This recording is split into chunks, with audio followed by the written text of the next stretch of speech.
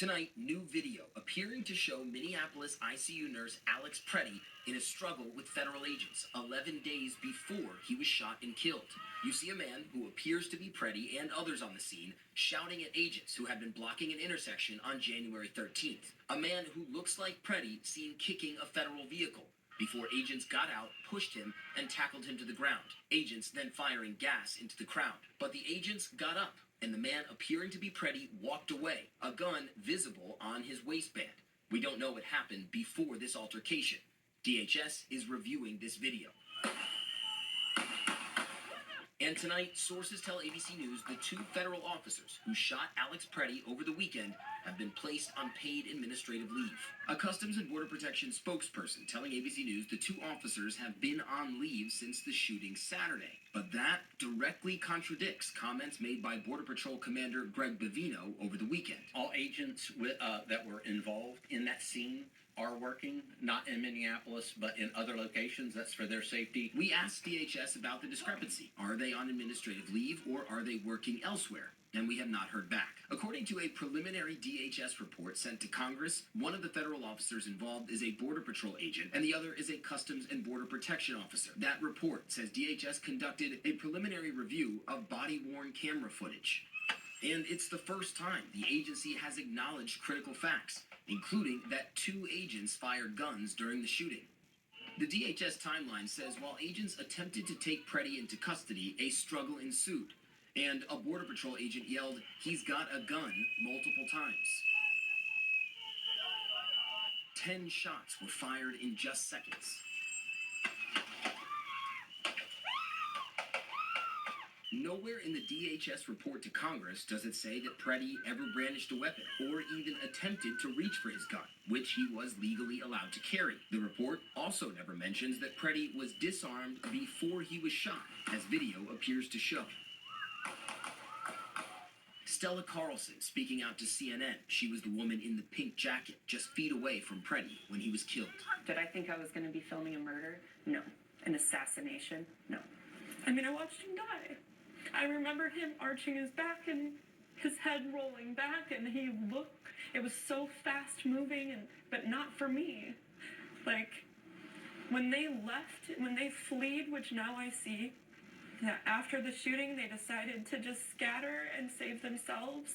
Today, Governor Tim Walz making an unannounced visit to the growing memorial for Alex Preddy at the spot he was killed after speaking to President Trump. I spoke to Walz just as he arrived. And do you believe that there will be a shift in tone here from the administration after your conversation with the president here on the streets? I'm not so interested in a shift of tone. We just need them out of here. We need accountability for what's happening. Right. And tonight, growing bipartisan calls for Homeland Security Secretary Kristi Noem to resign after millions of Americans saw those eyewitness videos showing that Alex Preddy never brandished or pulled out his gun before he was killed. This is what Secretary Noem said just hours after the fatal shooting. This looks like a situation where an individual arrived at this scene to inflict maximum damage on individuals and to kill law enforcement. That ICU nurse's family called the administration's response a lie. And tonight, Republican Senators Lisa Murkowski and Tom Tillis joining Democrats demanding Noem step down. She's a complete failure on disaster response. She clearly doesn't know how to manage. She's never managed a large organization, and she's failing at every possible measure of the job. And after President Trump signaled he would de-escalate operations here, tensions remain high. Tonight, the FBI investigating after Minnesota Congresswoman Ilhan Omar also called for Secretary Noem to resign. ICE cannot be reformed. When Omar was attacked at a town hall in Minneapolis overnight. And DHS Secretary Kristi Noem must resign or face impeachment.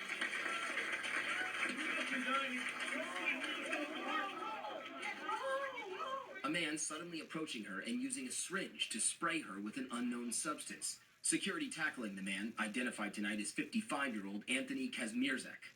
The congresswoman, who has been widely criticized by the president and the administration, finishing her speech. Here's the reality that people like this ugly man don't understand. We are Minnesota strong, and we will stay resilient in the face of whatever they might throw. After the attack on Omar at that town hall, our Rachel Scott speaking with President Trump on the phone. The president suggesting she had herself sprayed in the attack, saying, quote, "I think she's a fraud. I really don't think about that. She probably had herself sprayed, knowing her. But there is no evidence of that. The president also telling Rachel he hadn't seen the video when they spoke last night. And tonight, violent clashes outside the Dilley Detention Center in Texas. Protesters demanding the release of 5-year-old Liam Ramos and his father.